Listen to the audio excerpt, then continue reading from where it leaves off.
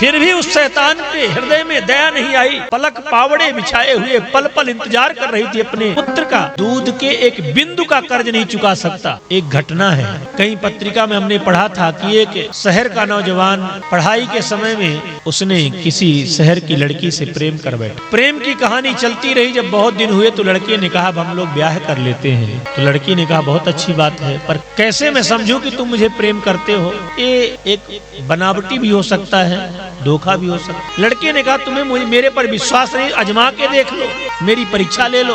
तो लड़की ने कहा यदि तुम अपनी माँ का कलेजा ला करके मेरे सामने प्रस्तुत कर दो तो मुझे विश्वास हो जाएगा कि तुम मुझे प्रेम करते हो। बस इतनी छोटी सी बात। माँ का कलेजा उस शैतान को छोटा लगा, चल दिया माँ का कलेजा लेने के लिए। उसने समय दिया, इतने बजे इतनी मिनट में आ जाना। नहीं मैं चली जाऊंगा। सुबह का निकला था, घर से कॉलेज गया था, शाम हो गई और लौट के आया नहीं। माँ दरवाजे में खड़ी खड़ी देख रही थी, बेटा नहीं आया। पलक पावड़े बिछाए हुए पल पल इंतजार कर रही थी अपने पुत्र का। और जैसे बेटे को देखा तो माँ उछल पड़ी, तुरंत भोजन का थाल उठाया। बेटा यार दिन भर का तू भूखा है, भोजन कर ले। और जैसे ग्रास तोड़ के मुख की ओर बढ़ाया, मुख फेर लिया उस शैतान बालक ने और तुरंत अपने कमर से कटार निकाला और कटार को माँ के कलेजे में चला दिया। माँ के कलेजे में कटार चला करके कलेजा निकाल करके जब चलने लगा,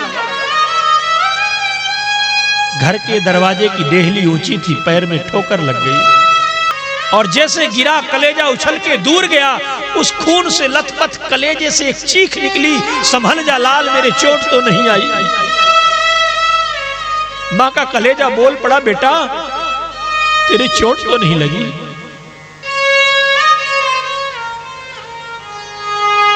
एक कलेजा बोल रहा है माँ का। फिर भी उस शैतान के हृदय में दया नहीं आई। आखिर कलेजा लेकर के गया जहां वो युवती खड़ी थी और कहा देख तूने कहा था ये ले, माँ का कलेजा ला दिया। दांत कटकटाती हुई उसने कहा अरे मूर्ख तुझसे मैं प्यार करूं। कलेजा देख कलेजे में लगी गोली है, निगाहें फेर कड़कती जुबान बोली है। और उसने कहा कि तेरा क्या एतबार करूं, जो हुआ माँ का नहीं तुझे कैसे प्यार करूं। जब तू अपने माँ का नहीं हुआ तो मेरा होगा। कुपुत्रो जायते कुछ दपि कुमाता न हो। पर बाहरे माँ का कलेजा भी बोलता है पुत्र के लिए। ऐसी करुणामयी दयामयी कृपामयी माँ होती है।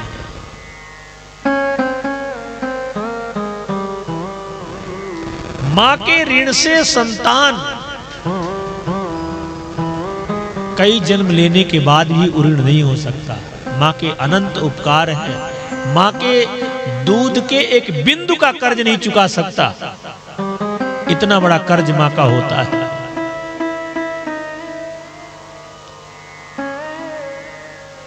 इन कथाओं का मतलब है कि हम पहले घर के देवताओं को प्रसन्न करें। घर के देवता है माता और पिता।